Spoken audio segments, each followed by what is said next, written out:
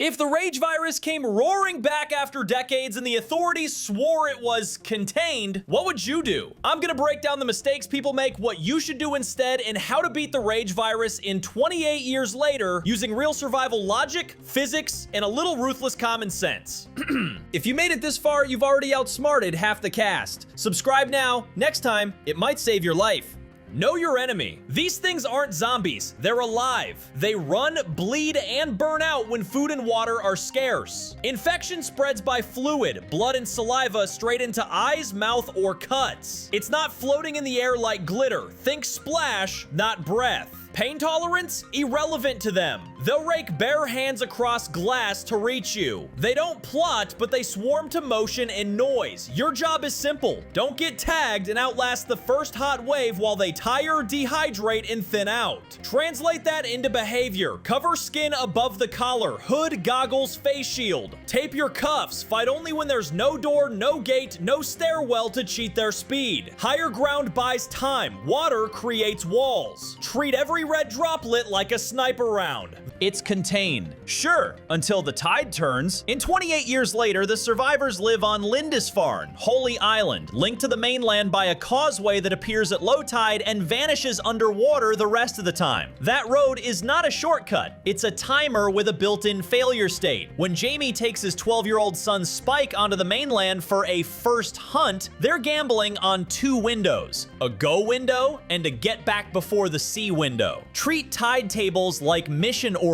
Build a fallback that doesn't require outrunning anything. A small two-person raft lashed to a cable on the mainland side. So if the causeway floods or you pick up a tail, you can ferry home sideways across water, not straight down a killing lane. The film shows why. Once they're spotted, that flat road becomes a runway for infected, right to your gate. First contact rules: slow-lows, runners, and the alpha. The movie's food chain matters. You see slow-lows, bloated shufflers that seem less dangerous until their death squeal rings the dinner bell. You see classic sprinters who erase distance on straightaways. And you see an alpha. Bigger, stronger, faster, and nastier than its pack, pushing humans off open ground and hunting with intent. That hierarchy drives tactics. Never tunnel on the same target. One shooter on the threat, one watcher guarding flanks and rear. Against an alpha, you don't win with speed, you win with geometry. Sharp L turns, door frames, stairwells, and trip hazards that turn a charge into a dog pile. Aiming advice the film earns. Skip heroic center mass shots and go small. Eye socket. The story repeatedly rewards angles over adrenaline. Safe rooms. Skim, don't clear. Jamie and Spike duck into a derelict cottage and hide in the attic overnight. Elevation and barriers are smart, rotten joists aren't. Before you commit to any room, identify one door in and one door out. Skim, don't sweep. Dim light, low voices, no victory laps. Keep to the load-bearing edges of old floors and pre-stage a quiet exit. Rope, ladder, trunk lid, so if the ceiling groans, you're not inventing an escape at full panic. In the film, the attic collapses, and that failure cascades into the next chase. At low tide, the alpha spots them. What follows is the movie's signature set piece, a dead run across the tidal flats with a pack on their heels. They survive not because they're faster, but because their community built a funnel. Sentries on platforms, archers to slow the alpha, and a ballista bolt that finally drops it at the gate. Copy that beat for beat. Put interval drop gates with teeth along the approach to buy seconds. Add stilted towers with pull-up ladders every 100 meters so exhausted returners can climb out of reach. End with a 20-meter crossfire lane where ranged weapons overlap. You don't pray at the finish line, you design one. Celebrate later, secrets kill sooner. Back on Holy Island, they throw a party for Spike. Jamie hypes their hunt on stage and sneaks off with the school teacher. Spike's trust cracks. Then he learns there really is a mainland doctor, Dr. Ian Kelson, whom Jamie dismissed years ago as unstable. Cue the real risk. A kid who no longer trusts the rules will build his own. In the morning, Spike lights a diversion fire, slips the guards, and smuggles his ailing mom across the causeway to find Kelson. Lesson: celebrations burn vigilance, and damned up truth makes improvisers out of people who should be teammates.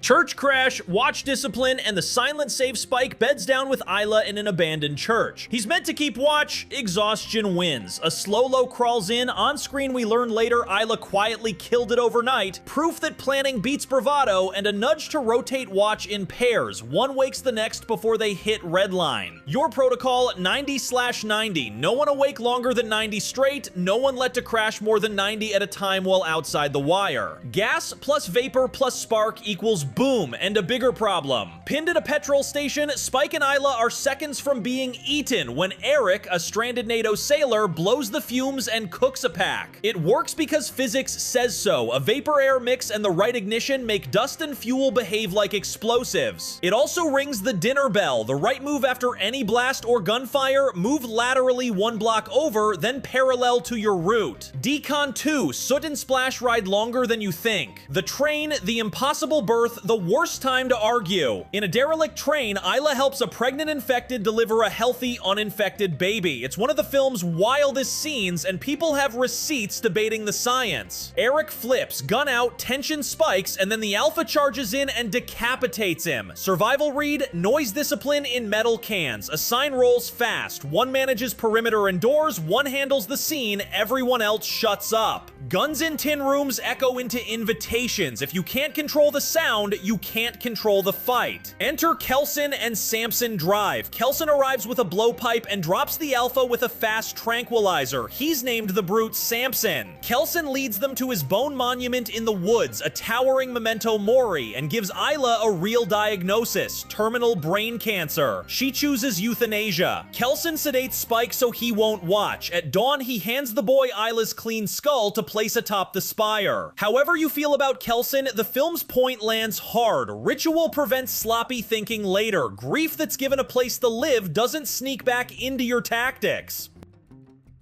Chemistry scales down. You probably won't have morphine darts, you can still make the world swing for you. Wet tile plus soap in a doorway turns a sprint into a slide. A shin-high cord across a narrow preset changes a charge into a pileup. Choke furniture, a bin sideways, a chair leg at midspan on a footbridge, turns fast into face first. When you do have to touch, make it reach tools, crowbar arcs, or a hatchet's heel, and get out of the clinch. In this universe, grappling equals splash risk. Splash risk equals a very short film. The baby, the gate, the choice. After Isla's death, Spike brings the newborn to the island gate with a note and chooses the mainland for himself. It's not rebellion, it's a calculated split. The baby goes where systems exist: food, shelter, routine. Spike goes where the problems live. If your community's rules don't match the terrain, people will self-triage. Plan for that possibility so it's intentional, not a runaway. Infection in this franchise is fluid-borne. Above the collar is life: hood, goggles, or face shield, something over nose and mouth. Tape your cuffs, wrists, and ankles. Gloves on, gloved hand for dirty tasks, clean hand for adjustments. Decon like a religion. Gloves inside out, wash, face shield rinse, outer layer bagged, boot soles wiped with bleach or alcohol, then and only then you hug. This is why a single fleck in an eye is a bigger antagonist than any Alpha. Holy Island survives by routine. Copy that. Rotate watches across the tide windows, not just at them. Place range teams before the main gate so the fight ends in the designed crossfire, not at the hinges. Standardize alarms: breach spotted, breach engaged, breach cleared. 3 distinct tones. Celebrate far from the gate. The movie underlines the cost of partying at the perimeter. You miss the small choices that grow into big bad ones. When the Alpha chooses the battlefield, if you hear the wrong roar and feel the ground carry it, forget straight lines. Your job is to make corners, perpendicular, then parallel, then into your funnel. Toss pre-rigged trip lines, cut through your stage choke furniture, force door frames and half landings, and aim to cripple knees or Achilles so the geometry does the rest. Every time humans live in this film, it's because someone made a place where speed dies. Weeks later, cornered in a ravine, Spike is saved by a flamboyant crew led by Jimmy, revealed as the grown-up boy from the film's opening church. Their tracksuits and showmanship are not a punchline, they're a warning label. New saviors are just another variable. Buy time. Say less than you know. Don't surrender your loadout until intent proves out. Charisma isn't cover, neither are matching outfits. Doors beat fists, angles beat speed, water beats streets, splash rules beat swagger, shadow crowds don't join them. If you must run, run smart, perpendicular to break sightlines, parallel to shake pursuit, then into the funnel you built. Gear your eyes, throat, and wrists before your ego. Treat tide charts as orders, not vibes, and when officials say contained, hear until someone forgets to tape their cuffs.